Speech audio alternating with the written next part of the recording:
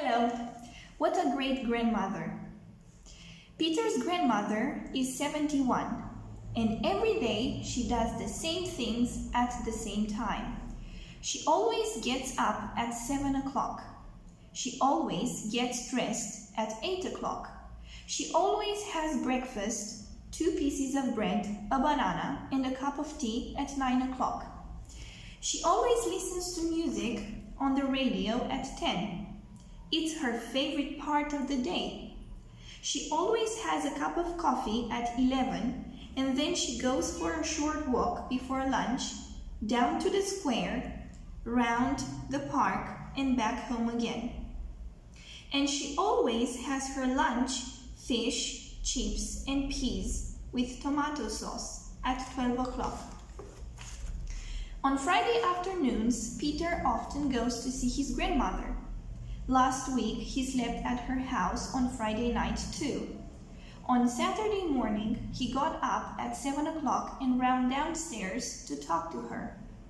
"I've got an idea, Gran," Peter said. "Let's have a crazy day." "What do you mean?" she asked.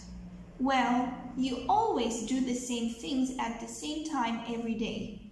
"Yes." "Well, today, let's have a different day. I'm hungry. Let's have our breakfast now, and let's have egg sandwiches or sausages." "But I never have egg sandwiches or sausages for breakfast, Peter," his grandmother said.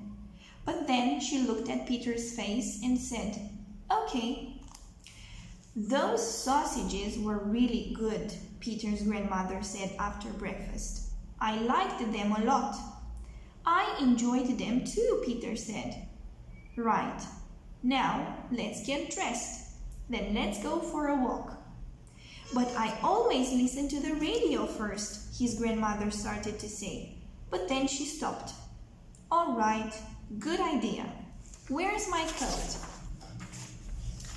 Peter's grandmother enjoyed their walk, but when they got to the square, Peter said, "Let's catch a bus to Market Street.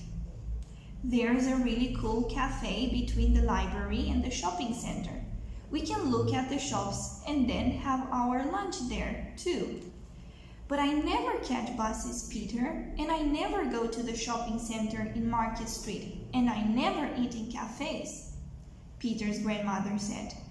But then she looked at the smile on Peter's face and said, "Okay, come on."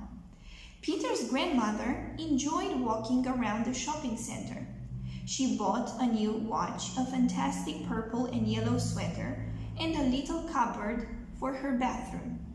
Then, in another shop, she found an exciting board game for Peter.